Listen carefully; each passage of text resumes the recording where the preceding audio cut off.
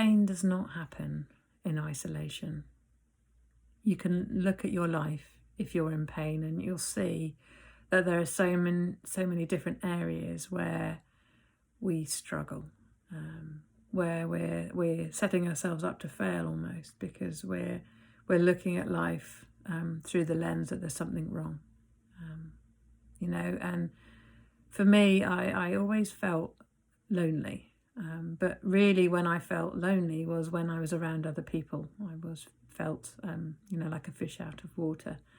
And I struggled to make connections, actually. And may not have known that about me, because I think I always had the mask on, I always pretended I was okay.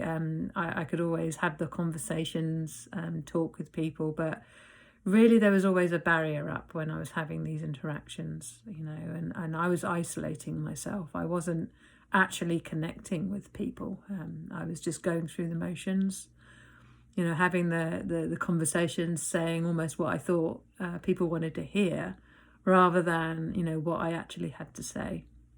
And so this was very isolating. And, when I then became ill and had long-term chronic pain, it was even more isolating.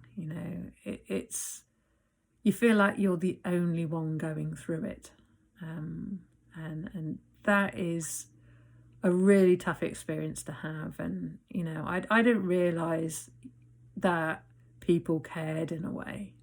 People say the right things, they ask you if you're okay, but it always felt like people were asking if I was okay, but they didn't actually really want to know. And that really came more from within me, because actually I was surrounded by a lot of people who genuinely wanted to help me, but I didn't really let them in. Actually I didn't give them the chance to help me. I always felt like I was failing if I wasn't able to do everything on my own.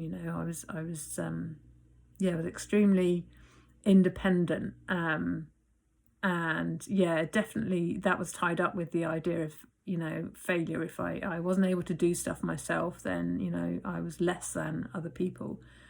But connection heals, and when I recognized that through a lesson that I learned when I was on my Mastery of the Self course, when I was becoming an Ashaya monk. There was this lady that was sent to me to help me because I had a sprained ankle. So she was sent to, just come and meet me and do something nice for me, but she wasn't told what. So she kind of turned up and really felt quite awkward herself, didn't, like, I've been told to do this and I don't really know why. And I didn't know why either. So we kind of had to figure it out together. But she offered me a massage. So I'm like, yeah, I love a massage. I'll never say no to one of those. And so she gave me like a little neck and shoulder massage, and we chatted while that was happening. And she was struggling mentally and emotionally, so she was sort of sharing what she was going through, and I just listened to her.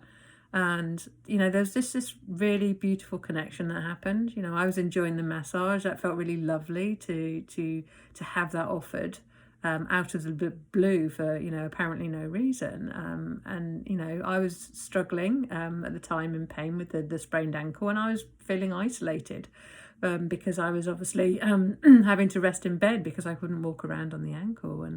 And so it was a really beautiful example of how much connection heals, asking for help, connecting with those around you and actually being open to receive the help. It's something that took me a little while to enable myself to do, because I think we've experienced so many times where we've been knocked back, rejected, told, to put up and shut up, and, people not really wanting to hear what you're going through, because I think it rattles other people when, they hear someone suffering.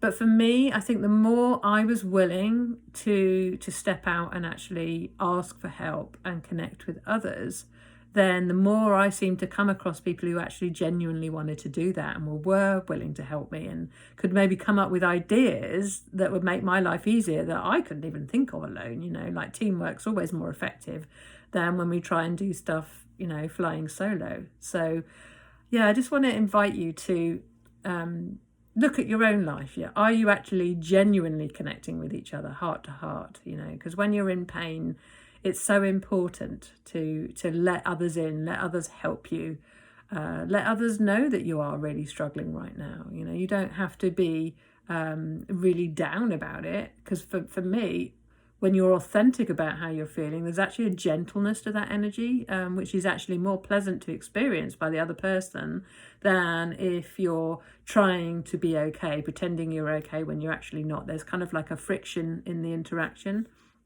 which the other person picks up on, you know, whether they're conscious of it or not. So be really authentic, be really kind with yourself, and be willing to connect with others, to let them see you, take the mask off, let them see you, let them know you need help, and see what help comes your way, and allow that connection with another being to help aid you in your healing, and the day-to-day management of living a life when you do have a physical health condition, and there's either a high amount of pain in that, or immobility or discomfort of some way, or some limitation because of the health issue that you have. And see how that plays out for you.